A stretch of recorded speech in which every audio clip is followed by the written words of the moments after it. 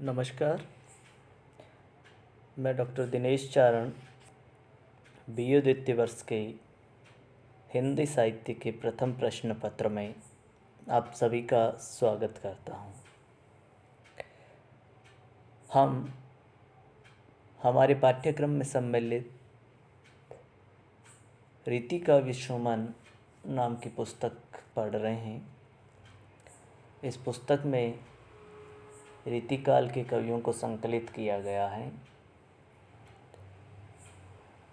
हम जिस कक्षा में आज पढ़ रहे हैं वह रीतिकाल का एक बहुत ही सधा हुआ कवि है और उसका नाम है पद्माकर। पद्माकर के व्यक्तित्व की जानकारी और कृतित्व की कुछ जानकारी हम पहले पढ़ चुके हैं। हम आज की कक्षा में पद्माकर के द्वारा रचित गंगा लहरी में से जो पद हमारे पाठ्यक्रम में शामिल किए गए हैं उस पद को पढ़ेंगे।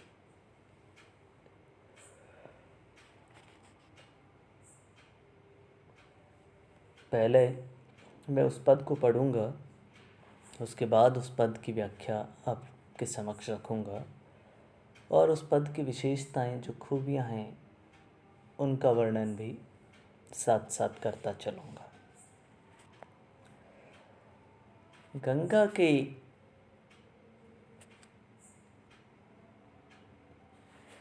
जो बात है, महिमा है, वह कवि बहुत ही अच्छे तरीके से हमारे सामने रखता है। पद इस प्रकार हैं कि कलित कपूर में न कीरत कुमोदिनी में, कुंद में न कास में कपास में न कंद में, कहे पद माकर न हंस में न हास हो में, हिम में न हेरी हारी हिरन के वृंद में, जेती छवि गंगा की तरंग न में ताती तय, तेती छवि क्षीर में न क्षीर धी के छंद में, चेत में न चेत चांदनी हो में चमेली न में, चंदन में न है न चंद चूड़ में न चंद में। इस पद में कवि पद्माकर गंगा का महत्व बता रहा है। गंगा की महिमा, गंगा के उद्भव विकास एवं गंगा की लहरों की उद्धारक क्षमता, पवित्रता का वर्णन करने के बाद कवि गंगा की लहरों की उज्ज्वलता की सभी उज्ज्वल प्राकृतिक उपादानों से तुलना करने के उपरांत अत्यंत पवित्र एवं उज्ज्वल सिद्ध कर रहा है। कवि कह रहा है कि कलित कपूर में न कीरत कुमोदिनी में, कुंद में न कास में कपास में न कंद में। गंगा और उसकी लहरों की उज्ज्वलता का तुलनात्मक वर्णन करता कवि कहता है कि गंगा की लहरों में जितनी श्वेतिमा, उज्ज्वलता, पावनता एवं तारक क्षमता है उतनी न सुंदर सुगंधित कपूर में है, न कुमोदनी की कीर्ति में है। विष्णु का प्रिय रहा कुंद पुष्प, काश नामक सफ़ेद घास, कपास और मूली विशेष में भी नहीं है। कवि यहाँ कहता है कि गंगा की लहरें इतनी उज्ज्वल हैं कि उतना उज्ज्वल ना तो कपूर है, ना कुमुदनी है, न कवि कह रहा है कि न वो विष्णु का प्रिय रहा कुंद में है, न काश नामक सफ़ेद घास इतनी उज्ज्वल हैं, न कपास और न मूली ही इतनी उज्ज्वल है। आगे कवि कहता है कि कहे पद माकरन हंस में न हास हूँ में, हिम में न हेरी हारी हिरन के वृंद में। पद्माकर कहते हैं कि हंस में, खिलखिलाती हंसी में, बर्फ में और हीरों के समूह में भी उतनी उज्ज्वल शुभ्रता नहीं है जितनी गंगा की लहरों में। कहे पद्माकर न हंस में, वो कहता करना तो हंस में, हासुओं में ना हंसी में, हिम में, हिम यानी बर्फ में, हेरी हारी हिरण के वृंद में, ना हीरों का जो ढेर है, हीरों का जो समूह है, उसमें भी उतनी उज्ज्वलता नहीं है जितनी कहाँ पर है, गंगा की लहरों में। गंगा की लहरों में इतनी उज्ज्वलता है। कभी आगे कहता है कि जेती छवि गंगा की तरंगन में ताती तई, तेती छवि क्षीर में न क्षीर के छंद में। कवि यहाँ कहता है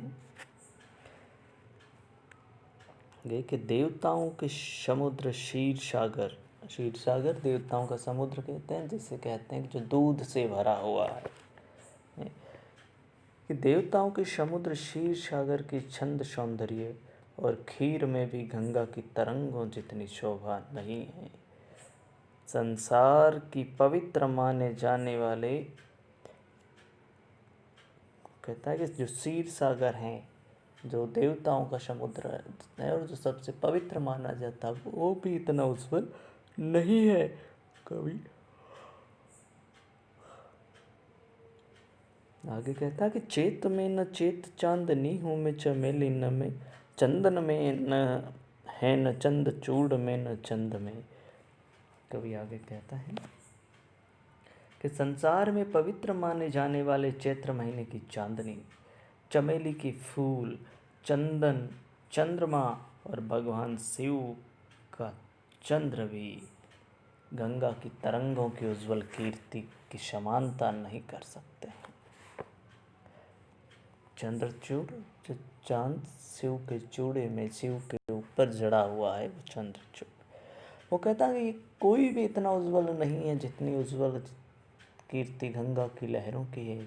अर्थात प्राकृतिक सौंदर्य में उज्ज्वलता, पवित्रता, शुभ्रता के उपादान, जितने भी उपादान है वो सारे कवि ने यहाँ बताने की कोशिश की है। और यही कवि की खासियत है, खूबी है कि वो कितना सोचता है कवि उस बारे में।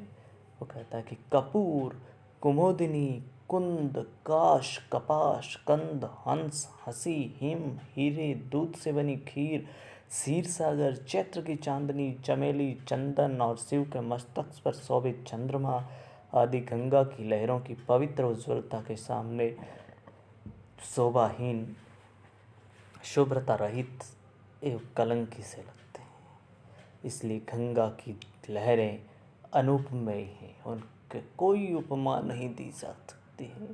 ये कवि का बुद्धि कौशल है कि इतनी सारी चीज़ें जो इस धरती के ऊपर, इस पृथ्वी के ऊपर जो उज्ज्वलता का प्रतीक है, जो उज्ज्वल हैं, उनको कवि एक साथ लेकर के आ जाता है। ये कवि का वाग वैदग्ध्य है। यहाँ इस पूरे पद को पढ़ने के बाद हमें इस पद में बहुत सी खूबियाँ, बहुत सारी विशेषताएं नज़र आती हैं। और वो विशेषताएं इस प्रकार से हैं कि कवि गंगा की लहरों और उसकी पवित्रता व शुभ्रता का बहुत ही मनोहारी चित्रण यहाँ पर कवि करता है। उपमेय में उपमान को निम्न बताने से संपूर्ण पद में प्रतीक अलंकार है। मतलब गंगा की लहरों के आगे कवि चंद्रमा, चमेली और ये जितने भी उपमान हैं उन सबको छोटा बता रहा है। भले हीरे हो, हिम हो, दूध हो या दूध से बनी खीर हो, कपास हो, इन सबको कवि यहाँ छोटा बता रहा है। एक ही वर्ण की बारंबार आवृत्ति में अनुप्रास अलंकार का सौंदर्य झलक पड़ता है। कलित कपूर में न कीरत कुमुदिनी में, कुंद में न कास में, कपास में न कंद में। आगे देखेंगे तो न हंस में न हास हो, हिम में न हेरी हारी हिरन के वंद में। ये कवि की खूबसूरती है। इस पूरी पद में हम देखेंगे तो कवित छंद का प्रयोग कवि ने किया है। इस पद की भाषा साहित्यिक ब्रज भाषा है, लेकिन साथ में तत्सम शब्दावली का पुट भी हमें यहाँ देखने को मिलता है। पूरे पद की भाषा है जो उसकी जो शैली है वो वर्णनात्मक और अलंकारिक है। इस पद में अगर कहीं कुछ समझ में नहीं आया है आपके, तो आप पुनः मुझसे पूछ सकते हैं। आज की कक्षा में इतना ही। धन्यवाद।